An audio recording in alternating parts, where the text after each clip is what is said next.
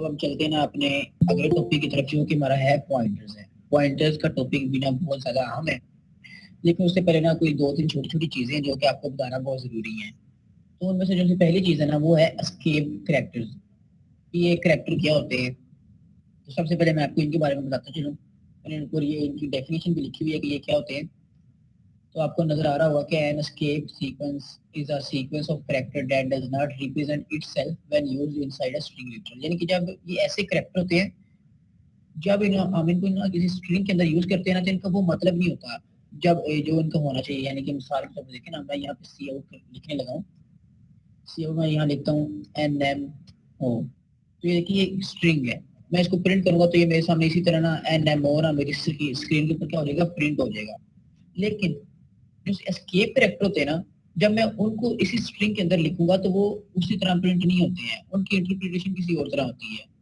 ठीक है, मिसाल के तौर पर जैसे एस्केप करैक्टर ये ना एक एस्केप करैक्टर है बैक स्लैश, आगे आगे देख लें, आगे लिखा हुआ है it is composed of two or more character. तो ये जो एस्केप करैक्टर होते हैं ना, ये कम से कम दो करैक्टर से मिलकर बनते हैं। ठीक है, दो से ज्यादा भी हो सकते हैं।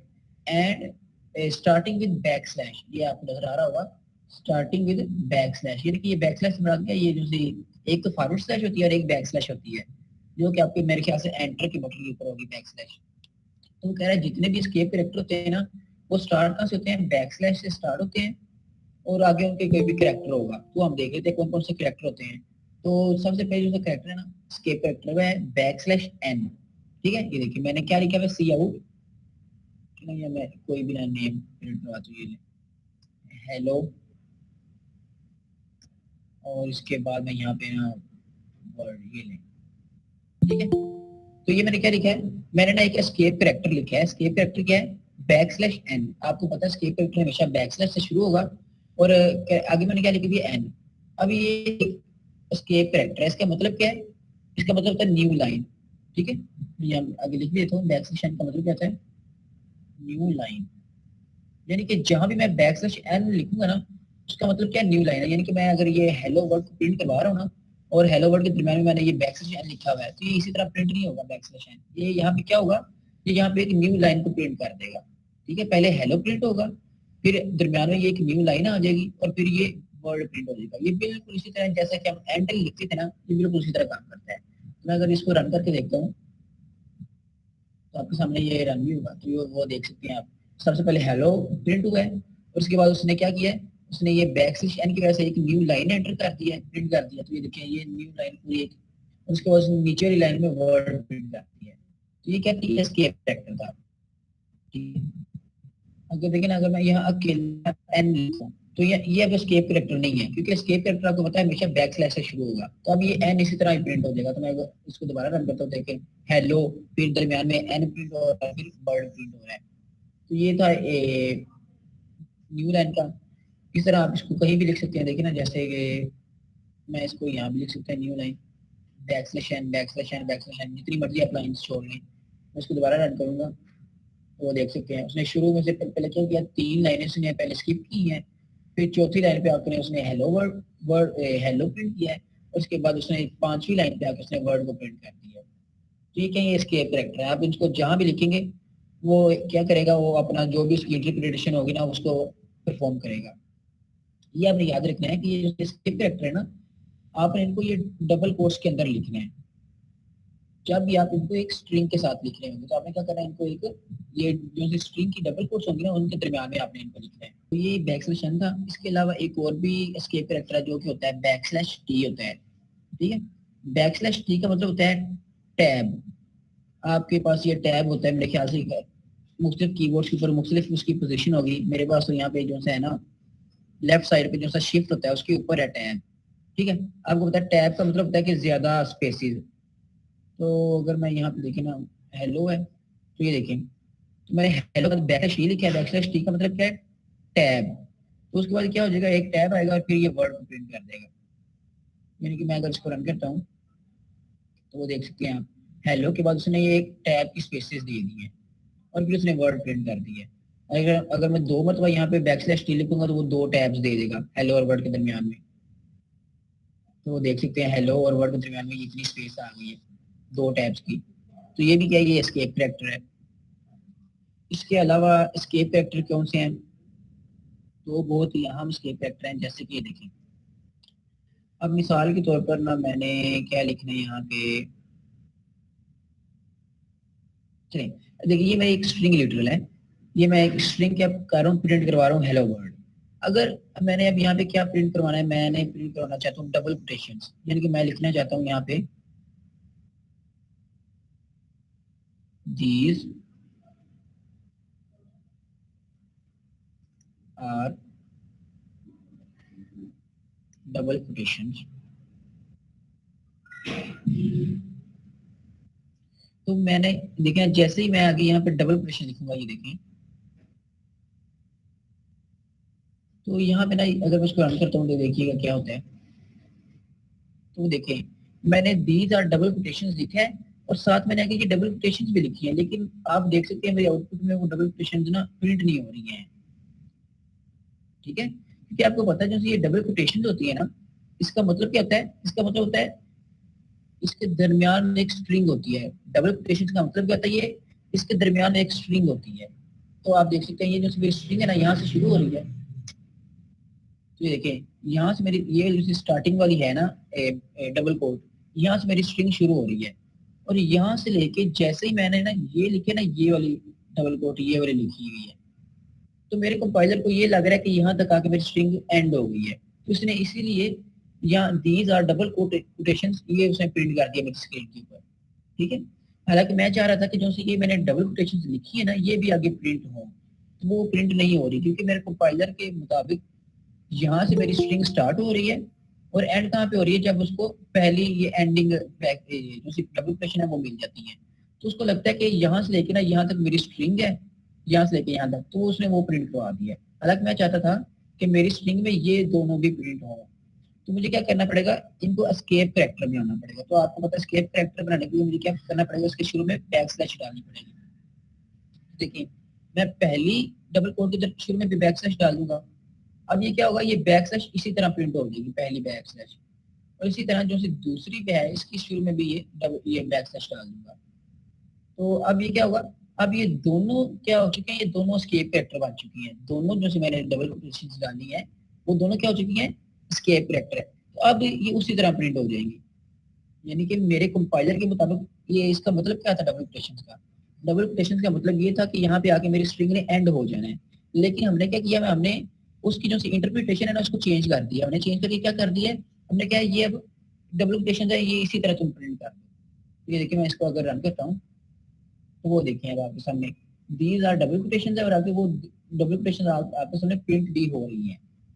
ठीक है, तो ये थे एस्केप कैरेक्टर्स, यानी कि मैं आपको दोबारा बता देता हूँ एस्केप कैरेक्टर क्या होते हैं, ये वो कैरेक्टर होते हैं जिनका मतलब कुछ और होता है लेकिन हम उसको चेंज कर देते हैं, यानी कि जैसे ये ना ये दीज आर डबल कोटेशन ये मैंने लिखा हुआ है आपके सामने इंग्लिश लिखी हुई है, तो ये जितने भी कैरेक्टर हैं ये मैं जो भी यहाँ लिख रहा हूँ उनका मतलब यही है कि ये वैसे की वैसे ही मेरी स्क्रीन के ऊपर प्रिंट हो जाएंगे।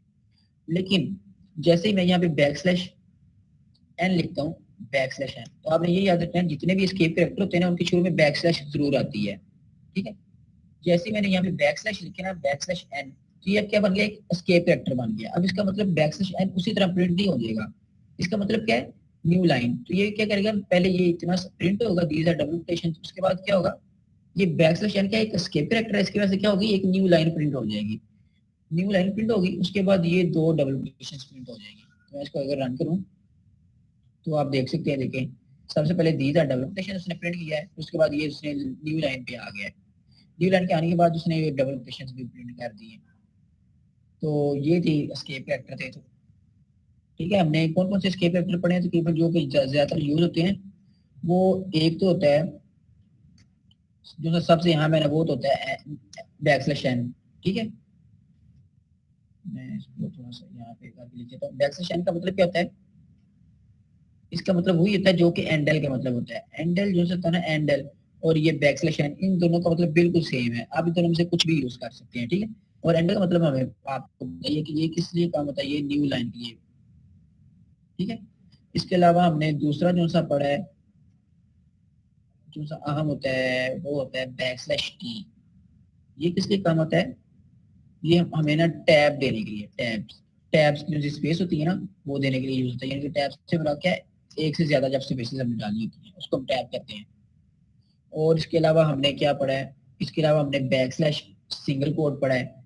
अगर ये बैक स्लैश सिंगल कोट है ना, ये भी अगर मैं अपनी यहाँ लिखूंगा ना, अगर हमने ये सिंगल कोट भी उसी तरह प्रिंट करवानी है तो ये भी उसी तरह प्रिंट नहीं होगी जब तक मैं इसके शुरू में बैक स्लैश नहीं डालूंगा, क्योंकि आपको पता है जो सिंगल कोट होती है वो किसकी निशानी होती है, सिंगल कोटेशन के दरमियान एक करेक्टर होता है। जैसे कि यहाँ मैं अगर लिखता हूँ CHAR, करेक्टर की मैंने एक डाटा टाइप बनाई है C, तो अगर मैंने इसमें कुछ करेक्टर स्टोर कराना तो मैं क्या करूंगा, उसको सिंगल कोट्स के दरमियान में लिखूंगा।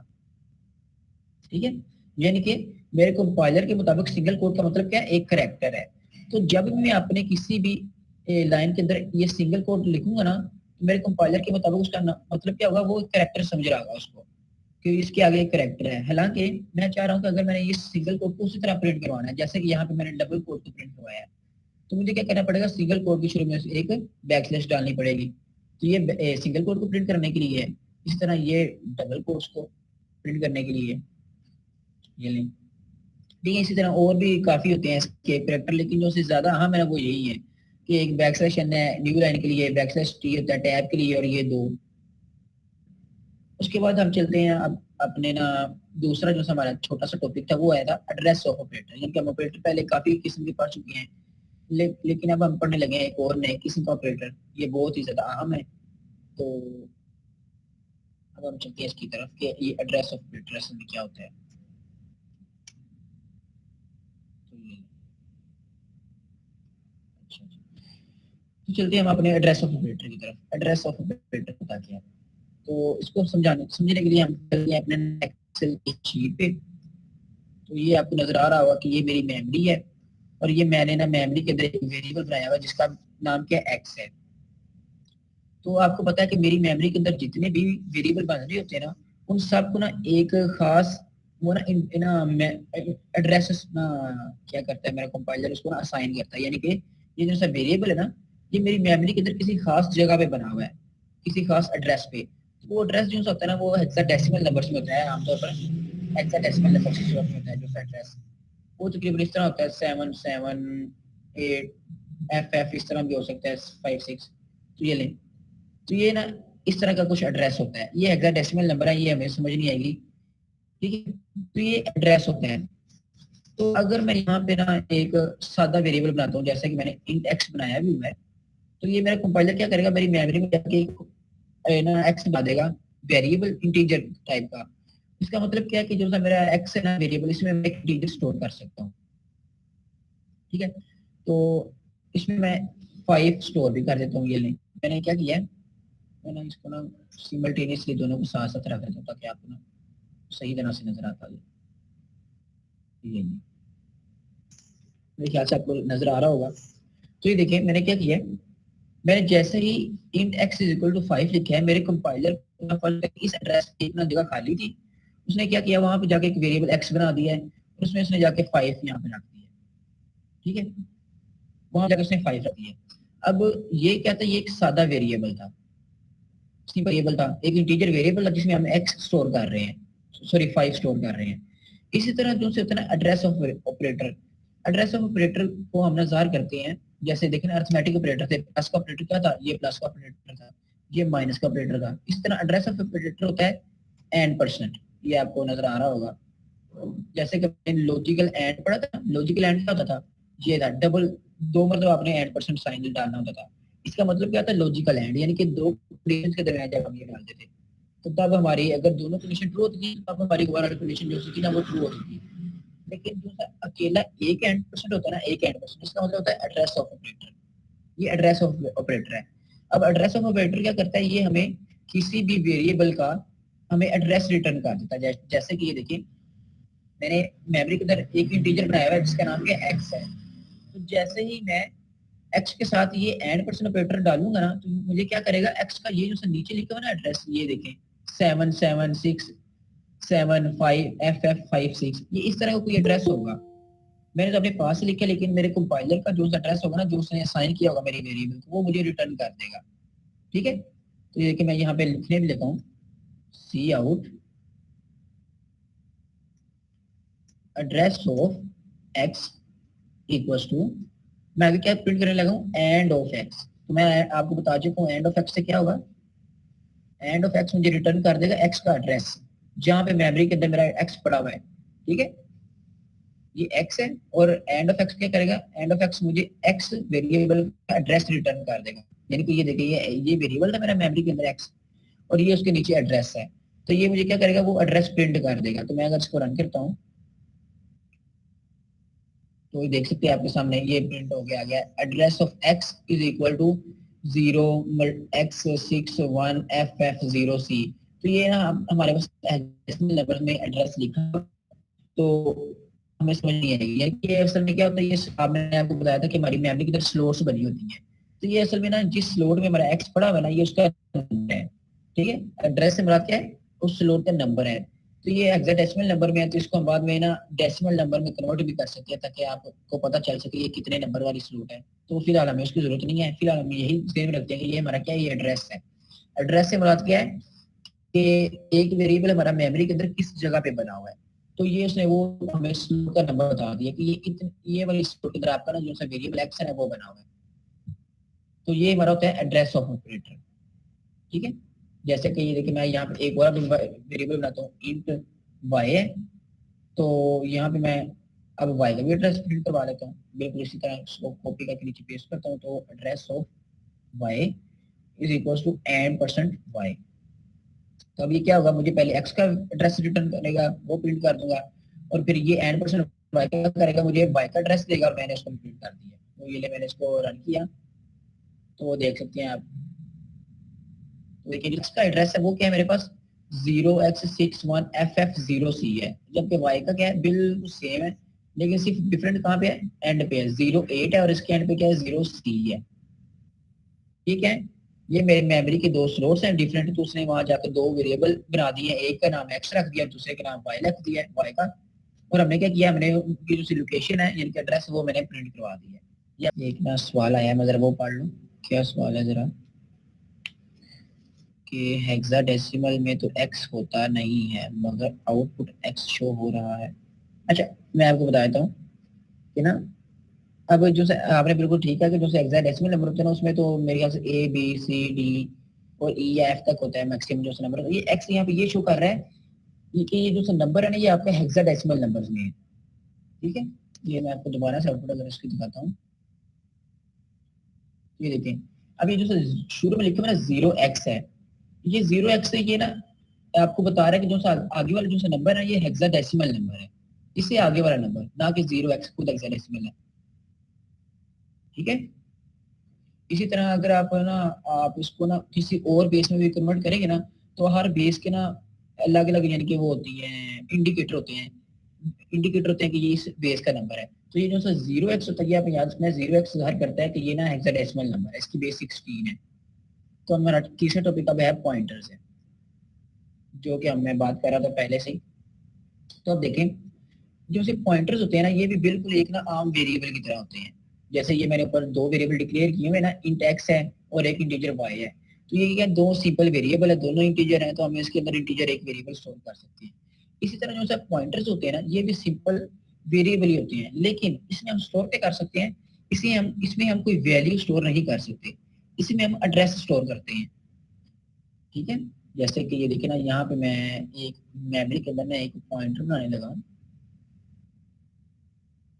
थोड़ा सा बड़ा कर लेते हैं इसको, तो पहले आपको समझा लूँ, फिर हम उस कोडिंग की तरफ चले जाएंगे। तो ये देखिए, मैंने यहाँ पे मेमोरी के अंदर ना एक पॉइंटर बनाने लगा हूँ,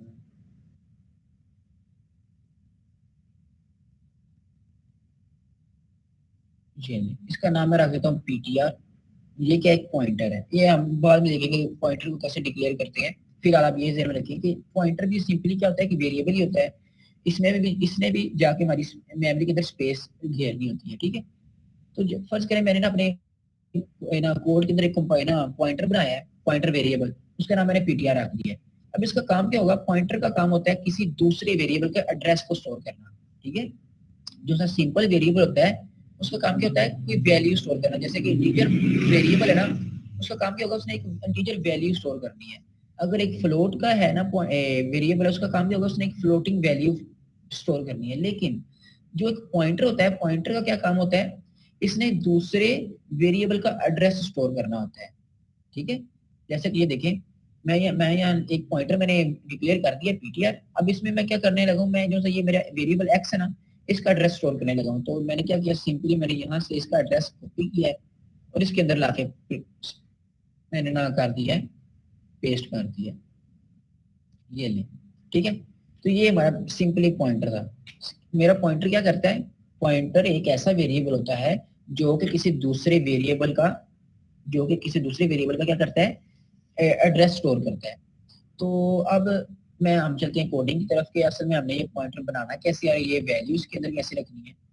तो ये लें, सबसे पहले ना आपको पता है, जैसे हम सिंपल वेरिएबल जैसे डिक्लेयर करते हैं, सिंपल वेरिएबल हम कैसे डिक्लेयर करते हैं, सबसे पहले हम टाइप लिखते हैं, डाटा टाइप, कि जिस टाइप का मेरा वेरिएबल होगा, फिर आगे उस वेरिएबल का नाम लिखते हैं, और फिर अगर आपने इसको आगे इनिशियलाइज करना है तो कर ले, नहीं करना तो ना करें। तो बिल्कुल इसी तरह जो से हमारे पॉइंटर होते हैं वो भी इसी तरह होते हैं। तो मैं क्या करने लगा हूँ, मैं सबसे पहले एक पॉइंटर का नाम लिखता हूँ पीटीआर, और इसके बाद हमें एक स्टैरिक लगाना है, ठीक है। इसका मतलब क्या है, स्टैरिक। ये अब मेरे क्या है, ये मेरे पॉइंटर का नाम है पीटीआर, और जो से ये स्टैरिक है ना, साथ ये ज़ाहिर कर रहा है कि ये एक पॉइंटर है। ये दोबारा सुन लें, ये मैंने क्या किया, मैंने स्टैरिक पीटीआर लिखा है। स्टैरिक पीटीआर क्या ज़ाहिर कर रहा है, पीटीआर तो मेरे पॉइंटर का नाम है, लेकिन ये स्टैरिक क्या शो कर रहा है, स्टैरिक ये शो कर रहा है कि ये एक पॉइंटर है। अब ये पॉइंटर किसको पॉइंट कर रहा है, वो हमने डाटा टाइप लिखनी है, इंट। ये ले, मैंने इंट लिख लिया। तो ये मैंने एक पॉइंटर डिक्लेयर किया, ये इस तरह पॉइंटर को डिक्लेयर करते हैं। मैंने सबसे पहले क्या लिखा है, इंटीजर, और फिर मैंने स्टैरिक पीटीआर लिख लिया। लेकिन अगर मैं ये स्टैरिक ना लिखूंगा तो ये सिंपल क्या हो जाएगा, एक वेरिएबल बन जाएगा, इंटीजर वेरिएबल। लेकिन अगर मैं इसके साथ एक ये स्टैरिक का साइन डाल दूंगा ना, अब ये क्या बन गया कि ये पॉइंटर बन गया है। अब ये पॉइंटर मैंने आपको बताया कि ये एड्रेस स्टोर करेगा। अब ये किसका एड्रेस स्टोर करेगा, एक इंटीजर का, इंट। ये इंटीजर इस पॉइंटर की डाटा टाइप नहीं है, ये आपने ध्यान में रखना है। जैसे यहाँ पे ना ये इंट एक्स मैंने लिखा हुआ है, तो ये इंट एक्स क्या है, ये तो एक्स की डाटा टाइप है। लेकिन यहाँ पे जो ये इंट है ना, ये इस पॉइंटर की डाटा टाइप नहीं है, क्योंकि पॉइंटर ने क्या स्टोर करना है, एड्रेस स्टोर करना है।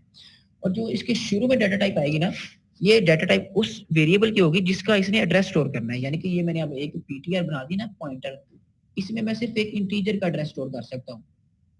अगर मैं इसमें कोई फ्लोटिंग पॉइंट वाला वेरिएबल होगा, उसका मैं एड्रेस स्टोर करूंगा ना, तो वो मुझे एरर दे देगा कि आपने जो सब पॉइंटर है वो तो आपने एक इंटीजर का बनाया है, यानी कि आपने उसमें एक इंटीजर का एड्रेस स्टोर करना है, जबकि आप इसमें एक स्टोर क्या कर रहे हैं, एक फ्लोटिंग वाले नंबर का एड्रेस स्टोर कर रहे हैं। तो चलिए हम इसको अब देखते हैं कि हमें इसको इनिशियलाइज कैसे करना है। तो बिल्कुल जैसे हम आम वेरिएबल को इनिशियलाइज करते हैं, जिनके उसके भी दो तरीके होते हैं, इसको भी हम दो तरीकों से इनिशियलाइज कर सकते हैं। पहला तरीका ये कि हम इसको उसी लाइन में इनिशियलाइज करते हैं।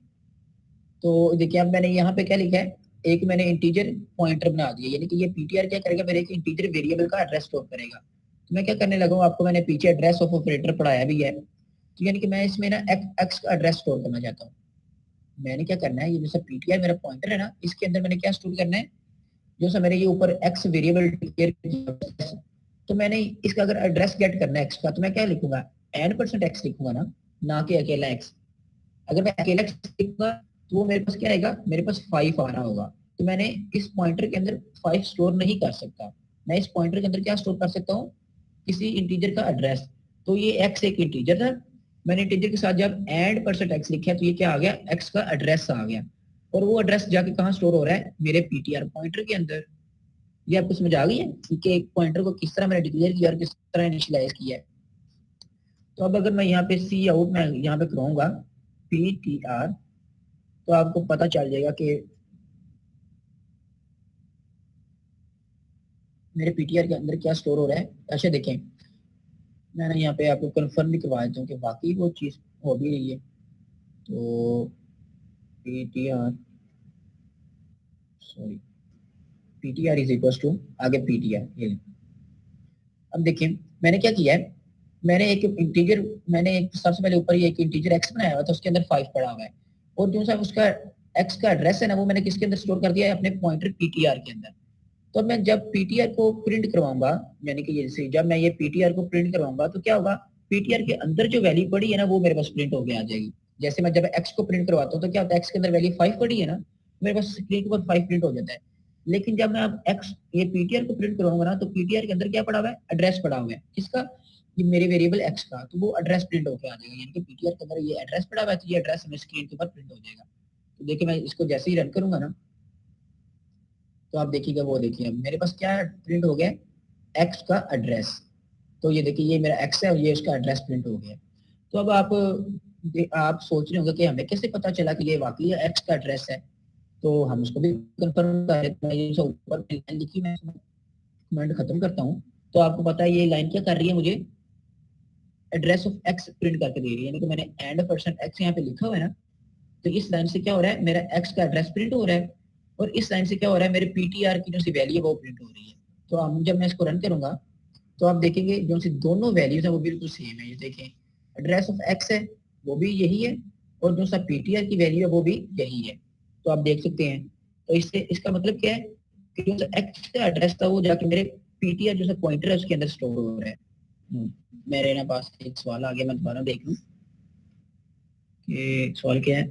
सर हम एड्रेस को किसी वेरिएबल में भी स्टोर कर सकते हैं स्ट्रिंग को यूज करते हुए। स्ट्रिंग वाला है आपका, वैसे हम ना मेरे ख्याल से नहीं कर सकते हैं, लेकिन फिर भी हम देख लेते हैं।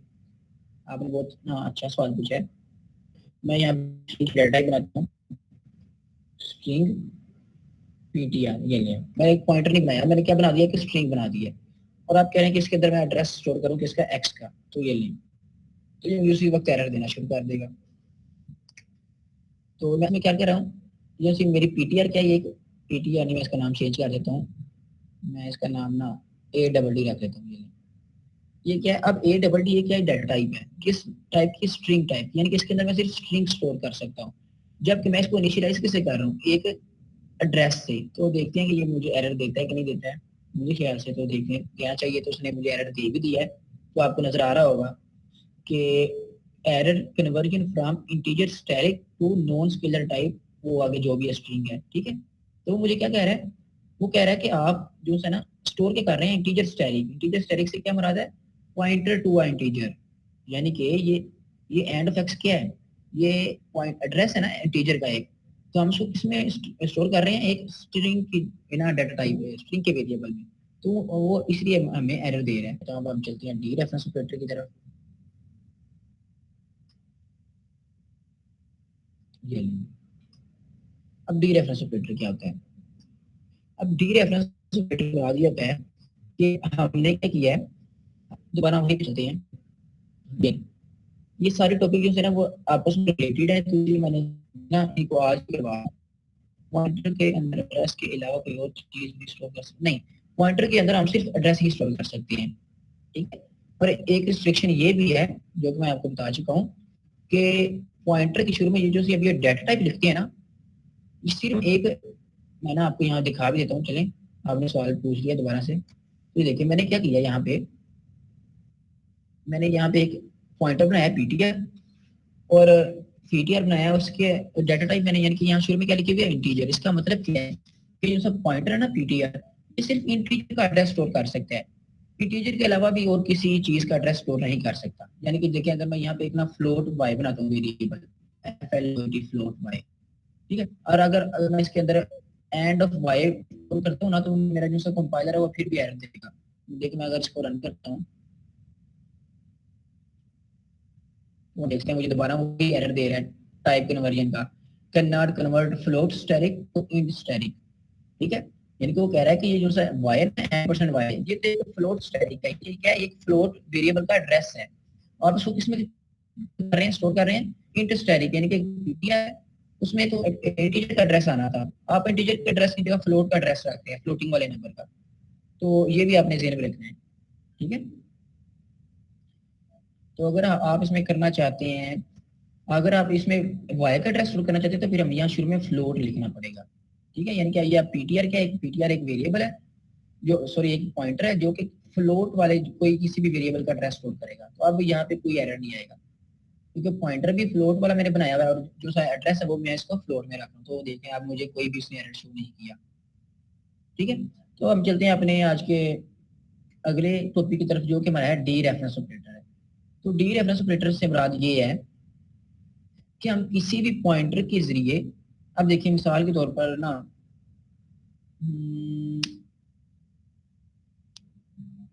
चलिए मैं है ना मिसाल आपको बाद में देता हूँ, पहले हम इसकी तरफ आ जाते हैं। देखिए अब जो सा ये पॉइंटर था, पॉइंटर मैं आपको बता चुका हूँ कि ये क्या करता है, किसी दूसरे वेरिएबल का एड्रेस स्टोर करता है।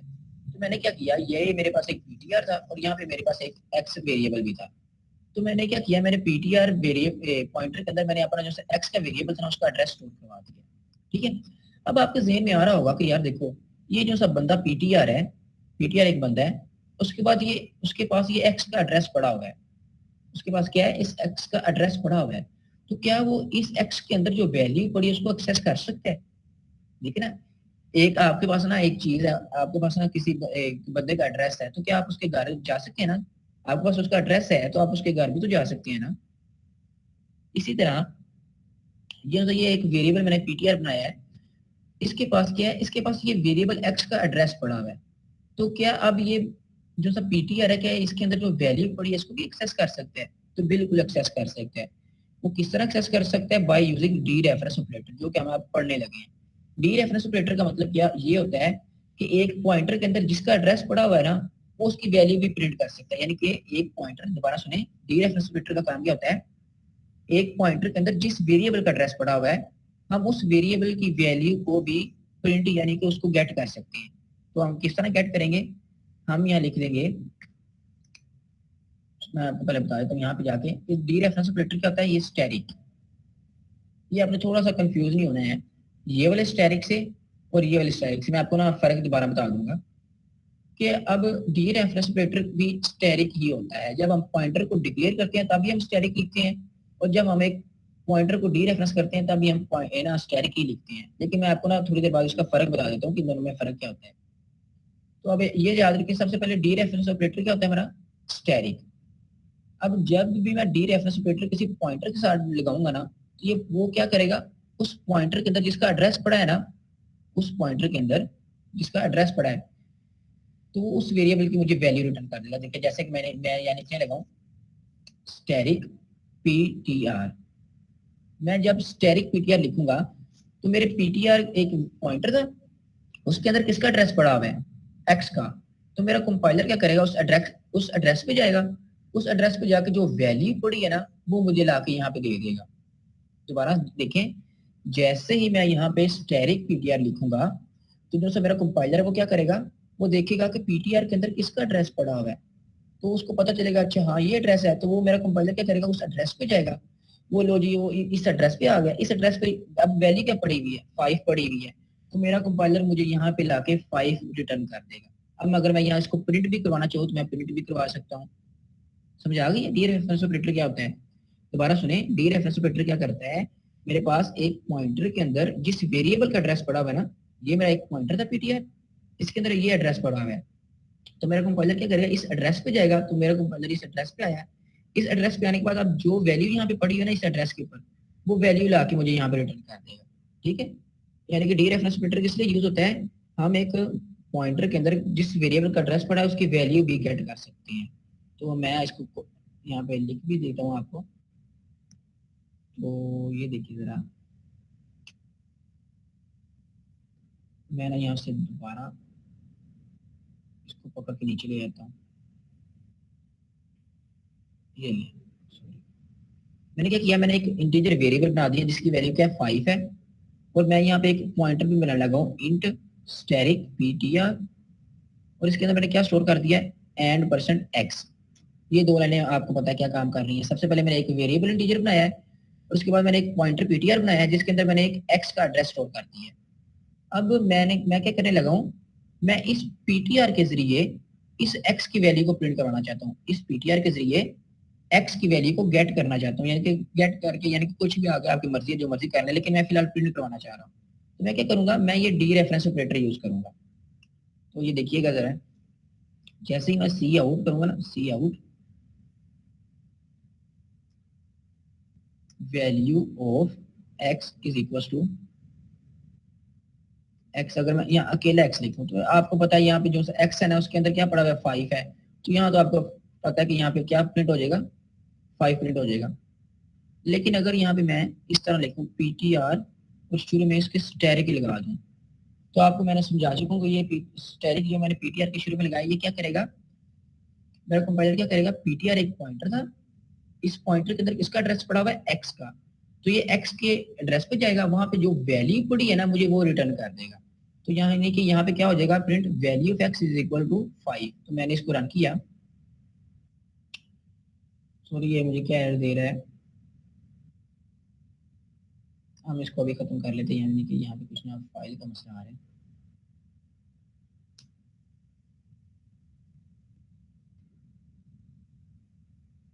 तो ये ले, वो उसने देखे क्या प्रिंट कर दिया, value of x is equal to 5।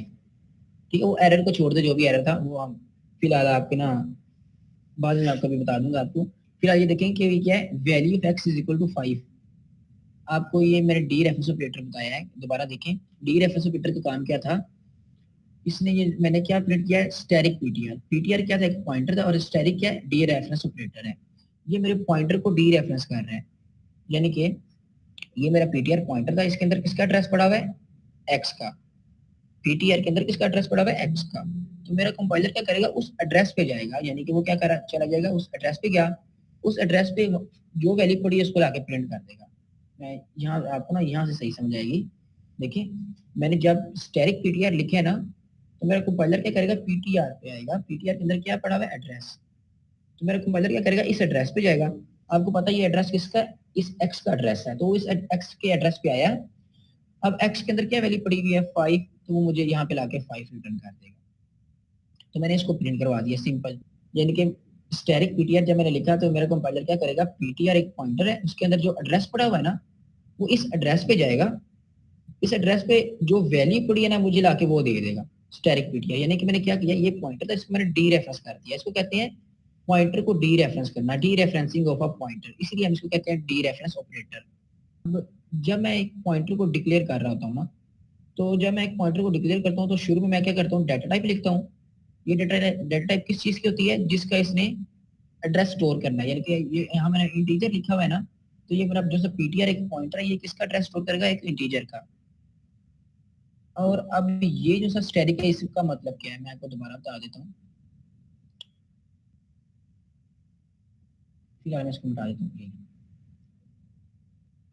अगर मैं यहाँ पे सिंपल इस तरह लिखता हूँ, इंटीजर पीटीआर, तो ये इंटीजर ये क्या था, एक सिंपल वेरिएबल था पीटीआर, इसके अंदर मैं कोई भी इंटीजर वैल्यू स्टोर कर सकता हूँ। लेकिन जैसे ही मैंने पीटीआर के शुरू में ये स्टैटिक डाल दिया, तो अब ये क्या बन गया, एक पॉइंटर बन गया, स्टैटिक पीटीआर। ये स्टैटिक क्या ज़ाहिर कर रहा है कि ये पीटीआर क्या एक पॉइंटर है, ये आपने ध्यान में रखना है। ये वाला स्टैटिक क्या ज़ाहिर कर रहा है कि पीटीआर अब क्या एक पॉइंटर है, और ये पॉइंटर किसका एड्रेस स्टोर करेगा, एक इंटीजर का। ये इसके जो सब पहले लिखा हुआ ना इंटीजर, ये ज़ाहिर कर रहा है कि पीटीआर एक पॉइंटर है, और ये किसका एड्रेस स्टोर कर रहा है, एक इंटीजर का। लेकिन ये स्टैटिक हम सिर्फ तब लिखते हैं जब हम एक वेरिएबल को, सॉरी पॉइंटर को डिक्लेयर कर रहे होते हैं, ये आपने ध्यान में रखना है। जब हम एक पॉइंटर को डिक्लेयर कर रहे होते हैं ना, तो तब ये वाला स्टैटिक, ये स्टैटिक हम लिखते हैं। लेकिन जब हम लेकिन जब हमें एक ना डिक्लेयर, हमने एक पॉइंटर पहले डिक्लेयर कर चुका है, हम उसके साथ जब एक स्टैटिक लिख देते हैं ना, तो इसका मतलब ये होता है कि हम उस पॉइंटर को डी रेफरेंस कर रहे हैं। ठीक है, दोबारा देखें, जो सा ये वाला स्टैटिक है ना, ये स्टैटिक क्या ज़ाहिर कर रहा है कि पीटीआर ये एक पॉइंटर है, जबकि ये वाला स्टैटिक क्या कर रहा है, ये स्टैटिक हमें बता रहा है कि पीटीआर को मैंने डी रेफरेंस किया हुआ है। ठीक है, ये स्टैटिक पीटीआर को डी रेफरेंस कर रहा है, और ये वाला स्टैटिक एक ये ना डिक्लेयर कर रहा है एक इंटीजर पॉइंटर। ठीक है, तो इसका जवाब आपके जहन में आ रहा होगा कि अगर मैं यहाँ से स्टैटिक हटा दूं तो फिर क्या होगा। तो आपको मैं पहले बता चुका हूँ, अगर मैं यहाँ से स्टैटिक हटा दूंगा तो ये अब क्या है, पीटीआर, यानी कि पीटीआर के अंदर वैल्यू जो है पड़ी है ना, इसको प्रिंट कर देगा। तो पीटीआर के अंदर वैल्यू क्या पड़ी हुई है, एड्रेस ऑफ एक्स है, यानी कि पीटीआर के अंदर एक्स का एड्रेस पड़ा हुआ है। तो अगर मैं इसको यहाँ पे रन करूंगा ना, तो मेरे पास एक्स का एड्रेस प्रिंट हो जाएगा, ये देखें एक्स का एड्रेस प्रिंट हो गया। लेकिन अगर मैं एक्स की वैल्यू प्रिंट करना चाहता हूँ, तो मैं क्या करूंगा, स्टेरिक पीटीआर लिख दूंगा। तो अब क्या होगा, मेरे पास एक्स की वैल्यू प्रिंट हो जाएगी। तो ये ले, और ये जो सा कोड है ये मैं आपको सारा सेंड कर दूंगा ग्रुप में, और आपने इसकी खुद प्रैक्टिस करनी है। मुख्तलिफ वेरिएबल बना के, मुख्तलिफ पॉइंटर बना के उसमें उन वेरिएबल का एड्रेस स्टोर करना है, फिर उनको एड्रेस को प्रिंट करवाना है, फिर आपने उस एड्रेस के जरिए उसकी वैल्यू को प्रिंट करवाना है। तो इस तरह आपने ना मुख्तलिफ चीजें ना जरूर ट्राई करनी है। एक और चीज मैं आपको बता दूं, मेरे जहन में अभी अब आ गई है, ये देखें। अब जो ये पॉइंटर था पीटीआर, ये क्या कर रहा था, ये मेरे जो सा वेरिएबल एक्स है ना, इसका एड्रेस स्टोर कर रहा था। लेकिन अब देखा जाए जो सा ये पीटीआर, इसका नाम मैं ऊपर ले जाता हूँ पीटीआर। अब देखा जैसे ये पीटीआर है, ये पॉइंटर, ये भी तो मेरी मेमोरी में ही बना हुआ है ना, यानी कि जैसे स्पेस है ये वाली जहाँ पे ये एड्रेस स्टोर कर रहा है, तो ये भी तो मेरी मेमोरी के अंदर ही है ना। यानी कि ये पीटीआर भी तो किसी एड्रेस पे बना हुआ है, यानी कि इसका भी तो कोई अपना एड्रेस होगा ना, मेरे कहने का मतलब ये है। तो ये ले, इसका एड्रेस भी ये मैंने लिख दिया है। ठीक है, तो ये देखिए, अब ये जो सा था पीटीआर था, इसका अपना भी तो एक एड्रेस था, यानी कि ये भी मेरी मेमोरी के अंदर किसी ना किसी जगह पे बना हुआ है। तो अगर अब मैं सवाल पूछूं आपसे कि मैं देखना चाहता हूँ कि जो सा मेरा पॉइंटर पीटीआर है, ये मेरी मेमोरी में किस जगह पे बना हुआ है, तो मुझे मुझे कैसे पता चलेगा? कोई बता सकते हैं मुझे? हम पढ़ चुके हैं इस लेक्चर के शुरू में। जी बिल्कुल, उन्होंने जवाब बिल्कुल ठीक दिया है कि अगर मैं एंड परसेंट पीटीआर लिखूंगा ना, and percent PTR, and percent क्या करता है, मुझे किसी भी जो सा वेरिएबल है ना उसका एड्रेस ला के दे देता है। तो जब मैंने एंड परसेंट एक्स किया था तो मुझे ये एड्रेस मिल रहा था, लेकिन जब मैं एंड परसेंट पीटीआर करूंगा ना, तो मुझे पीटीआर का एड्रेस मिलेगा, ना कि पीटीआर की वैल्यू। पीटीआर की वैल्यू भी एक एड्रेस है, पीटीआर का एड्रेस भी एक एड्रेस है, ये आपने कंफ्यूज नहीं होना है।